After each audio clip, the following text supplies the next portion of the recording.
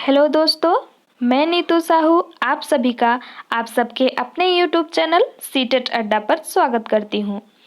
जैसा कि हम सब जानते हैं कि हम इस प्लेटफॉर्म पर अपने सभी राज्यों के जो टीचिंग एग्ज़ाम्स हैं उसकी प्रिपरेशन करते हैं। पर आज आप स्क्रीन पर एक अलग ही टॉपिक देख पा रहे होंगे। ये टॉपिक क्या है? ये टॉपिक है रांची यूनिवर्सिटी के बीए ऑनर्स पेपर सेमेस्टर 3 का यूनिट 1 का टॉपिक है। चूँकि जो सेमेस्टर 2 है उसका रिज़ल्ट आ चुका है और अब प्रिपरेशन की बारी है सेमेस्टर 3 की। तो कोर्स 5 जो है उसका यूनिट 1 का ये फर्स्ट टॉपिक है, हिस्ट्री ऑफ अमेरिकन लिटरेचर। मैं आपको बता देना चाहती हूँ कि जो कोर्स सेमेस्टर 3 के जो एग्ज़ाम देने वाले हैं बच्चे, वो 3 उनका पेपर रहेगा, कोर्स 5, कोर्स 6 और कोर्स 7। तो कोर्स 5 का जो यूनिट 1 है उसका टॉपिक है हिस्ट्री ऑफ अमेरिकन लिटरेचर। तो आइए हम इस चैप्टर का शुरुआत करते हैं। और चैप्टर के स्टार्टिंग करने से पहले मैं आपसे ये रिक्वेस्ट करूँगी कि जो भी बच्चे बीए सेमेस्टर 3 में है रांची यूनिवर्सिटी के अंतर्गत, जिनका ये टॉपिक है, वो उन बच्चों तक इस टॉपिक को ज़रूर शेयर करें जिन बच्चों को इसकी ज़रूरत होगी। मैं इस टॉपिक को बहुत ही इजी वे में आपको समझाने का कोशिश करूँगी। तो चलिए हम अपना टॉपिक स्टार्ट करते हैं। अगर आपको मेरा एक्सप्लेनेशन अच्छा लगे तो आप मुझे कमेंट बॉक्स पर कमेंट कर ज़रूर बताएं। तो हिस्ट्री ऑफ अमेरिकन लिटरेचर, जैसा कि आप टॉपिक देख पा रहे हैं स्क्रीन पर, तो अमेरिका का जो है लिटरेचर उसकी शुरुआत हुई 17th सेंचुरी में। 17th सेंचुरी में अमेरिकन लिटरेचर का प्रारंभ हुआ। इस समय जो है अमेरिका पर ब्रिटेन का कॉलोनी था। सिर्फ ब्रिटेन का ही नहीं, अमेरिका पर जर्मन, डच, फ्रेंच, स्पेनिश, पुर्तगाल, इन सभी लोगों ने अपना कॉलोनी ब्रिटेन से पहले स्थापित कर चुका था और अब ब्रिटेन की बारी थी। इस समय जो है इंग्लिश बोलने वाले लोग अमेरिका में आए। इसके पहले जो अमेरिका में इंग्लिश की इतनी जब वैल्यू नहीं थी और इतना प्रचलन भी नहीं था। उस समय इंग्लिश मैन जो है वो अमेरिका आए और इन्होंने कोशिश की कि लोगों को पढ़ा कर लिखा कर जो है वो अंग्रेजी का प्रचलन जो है वो बढ़ा सके। जॉन स्मिथ इस समय पर एक बहुत ही पावरफुल सिपाही थे। तो अमेरिका जो है, नॉर्थ अमेरिका में सबसे पहले आए ब्रिटिशर्स और उन्होंने अपना जो है सबसे पहले अपना सेटल कहाँ पर किया? जेम्स टाउन हॉल में, जो अभी जिसे वर्जीनिया कहा जाता है। इसे पहले जेम्स टाउन हॉल के नाम से जाना जाता था। इन्होंने अपना डोमिनी स्थापित किया और इसका नाम जो है चेंज कर दिया। इस समय जैसा कि मैंने आपको बताया कि अंग्रेजी उतनी फेमस नहीं थी। यहाँ पर फ्रेंच, जर्मन, स्पेनिश, इस तरह की भाषाओं का साहित्य का प्रचलन था। और इस समय पर क्या हुआ? जॉन स्मिथ जो है उन्होंने सबसे पहले यहाँ पर अपने बुक्स को जो है अंग्रेजी में पब्लिश करवाया था। जॉन स्मिथ और जॉन हैरियट जो थे, ये दोनों व्यक्ति आप जैसा कि स्क्रीन पर देख पा रहे होंगे, ये जॉन थॉमस हैरियट हैं और ये जो है ये कौन है? John Smith. इनका जो है बहुत फेमस रहा लिटरेचर अंग्रेजी में। इन्होंने ही अपने बुक्स को पब्लिश करवाया। द हिस्ट्री ऑफ वर्जीनिया, जब इन्होंने वर्जीनिया को जीता था, और द हिस्ट्री ऑफ वर्जीनिया जो है वो इंग्लिश में लिखी लिटरेचर है। 1664 में जब इन्होंने एडम्स को जीता था, न्यू एडम्स को, तो उसका नाम क्या है? उसको बदलकर न्यू यॉर्क रख दिया था।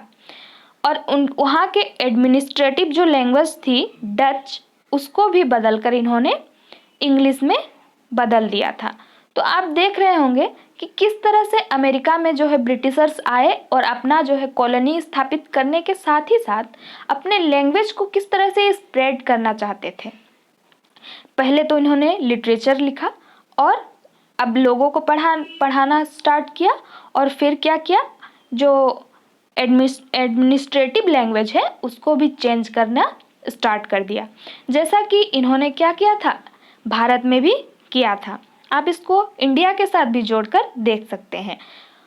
लिटरेचर को ये बढ़ावा बिल्कुल नहीं देना चाहते थे जो ब्रिटिशर्स थे। लिटरेचर इन्होंने लिखा, लेकिन ऐसा नहीं है कि इन्होंने क्या किया, ये लिटरेचर को यहाँ का बढ़ावा देना चाहते थे। ये क्या करना चाहते थे, ये केवल और केवल अपना धर्म फैलाना ही चाहते थे पूरे अमेरिका में। तो इसी समय जो है अमेरिका के जो ये कैप्टन दिख रहे हैं आपको, जिनको आप देख पा रहे हैं स्क्रीन पर, इनका नाम है जॉन स्मिथ। ये बहुत ही फेमस हुए, किस लिए, क्योंकि ये पहले अमेरिकन इंग्लिश ऑथर माने जाते हैं। याद रखिएगा, जॉन स्मिथ जो हैं पहले अमेरिकन जो इंग्लिश ऑथर हैं वो माने जाते हैं। ये कैप्टन थे। इन्होंने अपना फर्स्ट बुक जो है इंग्लिश लैंग्वेज में लिखा, और इनका फर्स्ट बुक क्या था, द हिस्ट्री ऑफ वर्जीनिया। तो अब क्या किया, अब जो लंदन के जो प्रेस थे वो क्या करने लगे थे, अब इंग्लिश के लिटरेचर को छापने लगे थे। इस समय जैसा कि मैंने आपको बताया, थॉमस हेरिटर भी बहुत अच्छे राइटर हुए। और इस समय पर क्या हुई, इस समय पर जैसा कि मैंने आपसे अभी जस्ट पहले कहा कि इनका जो मोटो था वो अपने जो एजुकेशन को है उसको फैलाना इनका कोई मोटो नहीं था। ये अपने रिलीजन को जो है फैलाना चाहते थे। रिलीजन को किस तरह से फैलाना चाहते थे, रिलीजियस वर्क लिखकर इन्होंने रिलीजन को स्प्रेड किया।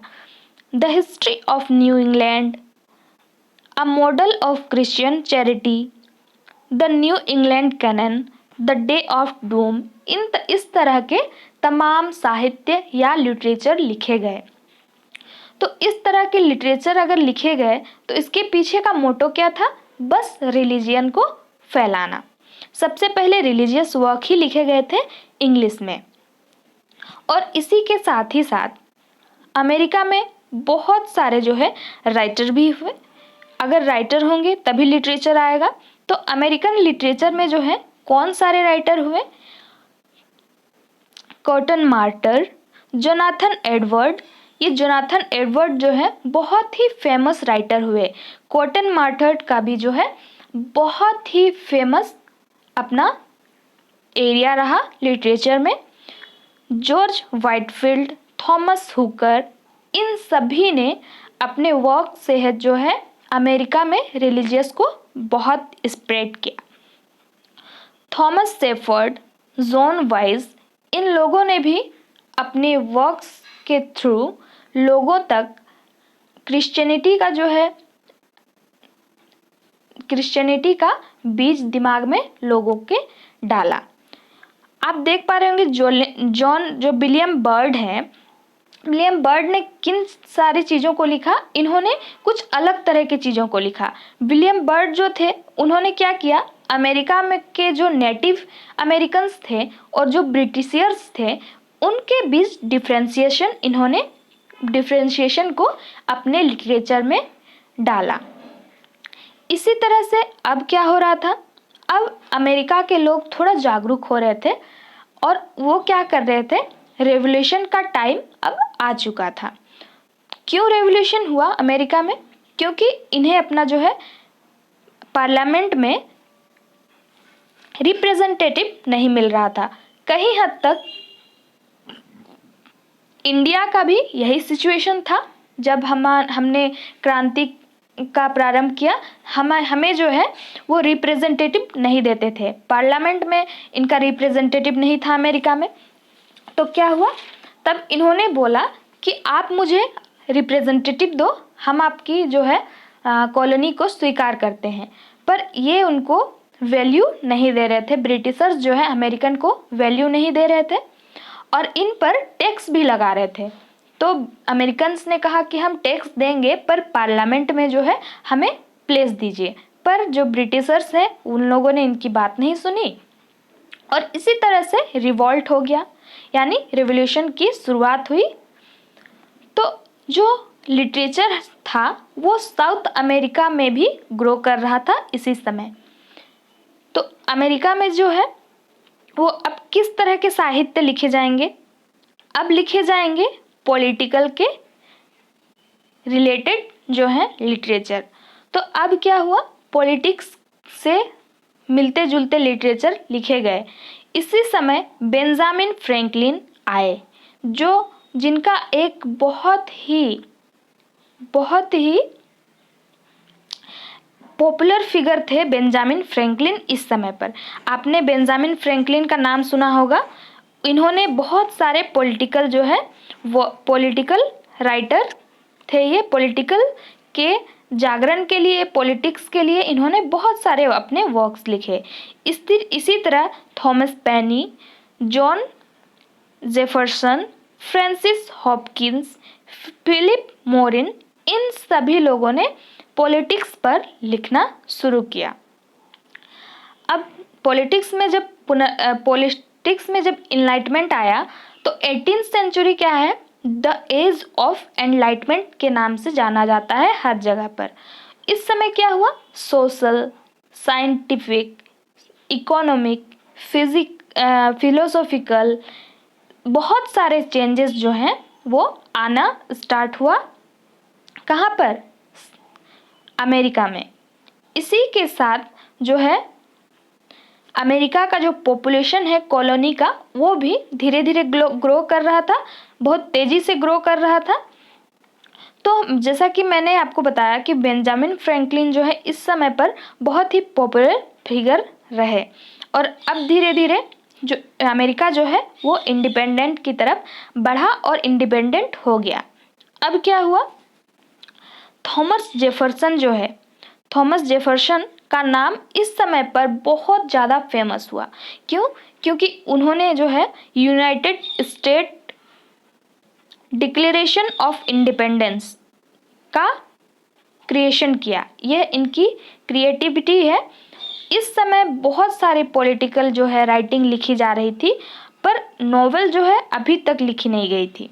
आप इसे नोट करेंगे कि अभी तक अमेरिका जो है नॉवेल तक नहीं पहुंचा था।